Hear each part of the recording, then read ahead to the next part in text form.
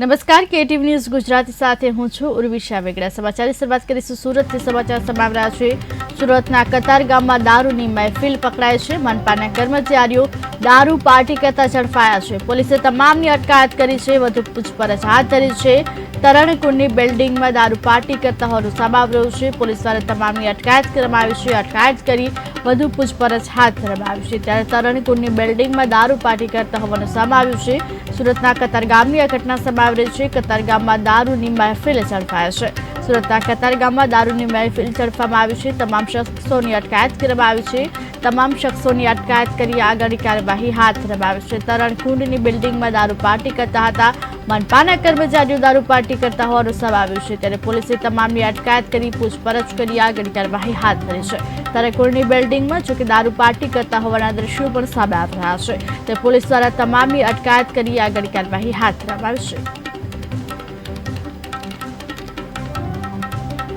સિંગરપુર ખાતે આવેલા સુરત મનપાના તરણકુંડમાં શરાબની પાર્ટી રંગે હાથે ઝડપાઈ છે। સ્થાનિક પત્રકાર પ્રદીપ પીપલિયાને જાણ થતા તેઓ ત્યાં પહોંચ્યા હતા અને શરાબની પાર્ટીમાં રંગમાં ભંગ પાડ્યો છે। તેઓ દ્વારા સ્થાનિક નગરસેવકને જાણ કરવામાં આવી, ત્યારે નગરસેવક નરેન્દ્ર પાંડવ પણ પહોંચ્યા છે। શરાબ પીનારા જે લોકો છે જાણ થતા અહીંથી ભાગ્યા છે। સુરત મનપાના કર્મચારીઓ છે જો સુરત મનપાની ઓફિસમાં સરેઆમ આવી શરાબની પાર્ટીઓ જામતી હોય તો એક મોટો સવાલ ઉપસ્થિત થઈ રહ્યો છે। ત્યારે આપણે પ્રતિક્રિયા લઈએ સ્થાનિક નગરસેવક નરેન્દ્ર પાંડવ સાથે। શ્રી નરેન્દ્રભાઈ, બહાર તો નથી, વારંવાર રજૂઆત તો આવતી જ થઈ, તો કોઈ આની ઉપર એક્શન લેતા નહોતા। ત્યાર પછી પ્રદીપભાઈ પીપલિયા છે, એમની સાથે બીજા સ્થાનિક આજુબાજુમાં 2-4 જણા રહેતા, એમના સાથે ફોન આવ્યો મને કે પાંડવ સાહેબ આ રીતે છે અને આમાં કોઈ કરતું કંઈ નથી। એટલે મને થયું, એટલે હું સ્ટોર ઉપર આવ્યો, એટલે આ લોકોને મેં કીધું તમે ગેટ ઉપર કૂદી જાઓ। એટલે એ લોકો ગેટ ઉપર કૂદી ગયા। ગેટ ઉપર કૂદીને આ લોકો દારૂ અહીંયા બધા પીતા હતા, એટલે એ લોકોનું શૂટિંગ લીધું અને બાકીના બધા જે ભાગી ગયા અને 100 નંબરમાં ફોન કર્યો અને હાલમાં પોલીસ આવી ગઈ છે અને આગળની કાર્યવાહી કરશે। જે કોઈ અધિકારી છે, ઉચ્ચ અધિકારી, એની ઉપર પગલાં લેવામાં આવશે। કેટલા વ્યક્તિઓ હતા? હવે આમ તો વિડીયોમાં જોઈએ છે તો 7 થી 8 જણા દેખાય છે।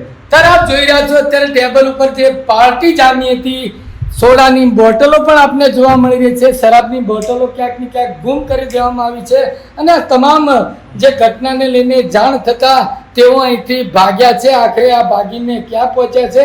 સ્થાનિક સિંગણપુર ડભોલી પોલીસ પણ અહીંયા પહોંચી છે અને આ તમામ લોકોને ઝડપવાના ચક્રો ગતિમાન કર્યા છે। સીધા આપણે દ્રશ્યો જણાવી રહ્યા છે। લાંબા સમયથી અહીંયા શરાબની પાર્ટી ચાલતી હોવાની બાતમી મળી હતી, પરંતુ આજે એકાએક તમામ જે શરાબની મહેફિલ કરતા કર્મચારીઓ ઝડપાઈ ચૂક્યા છે। પોલીસ અત્યારે ઘટના સ્થળે પહોંચી છે અને તપાસ હાથ ધરી છે। વધુ વાત કરીએ નગરસેવક નરેન્દ્ર પાંડવ સાહેબ। ખરેખર હું તો માના વોર્ડ નંબર 8 લાગે છે આ, તો હું ખરેખર એ પ્રજાને અભિનંદન આપું છું, તેની જીગર ખુલી અને તેને ફોન કર્યો ને ખરેખર આ રીતે અમારી ફરજમાં આવતો અને અમારે કામ કરવું પડે, એ અમારી ફરજ નિભાવીએ છીએ। ત્યારે આપ જોઈ રહ્યા છો સિંગણપુર તરણકુંડ ખાતે સુરત મનપાના કર્મચારીઓ શરાબની મહેફિલ કરતા રંગે હાથે ઝડપાયા, પરંતુ ક્યાંક ને ક્યાંક આ જાણ થતા તેઓને ભાગવાનો મોકો મળ્યો। અત્યારે તો 4 જેટલા કર્મચારી હોવાનું સામે આવ્યું છે, તેઓ અહીંથી ભાગી છૂટ્યા છે। પોલીસને જાણ કરતા પોલીસ પણ અહીંયા ઘટના સ્થળે પહોંચી છે અને તેમની શોધખોળ હાથ ધરી છે। ત્યારે સવાલો જરૂર ઉઠી રહ્યા છે કે સુરત મનપાની કચેરીઓમાં જ સરેઆમ દારૂની મહેફિલ જામતી હોય, આવા કર્મચારીઓ પર સુરત મનપા કમિશનર તાત્કાલિક પગલાં ભરે। સીધા આપને દ્રશ્યો બતાવી રહ્યો છું। રૂમની અંદર જે અત્યારે જે ડીશો જોવા મળી રહી છે, સિંગ દાળિયા અને જે સોડાની બોટલો, પરંતુ શરાબની બોટલ ક્યાંક ને ક્યાંક તેઓએ ગુમ કરી દીધી। સુગંધ પણ ક્યાંક ને ક્યાંક અત્યારે દારૂની આ સમગ્ર રૂમમાં આવી રહી છે।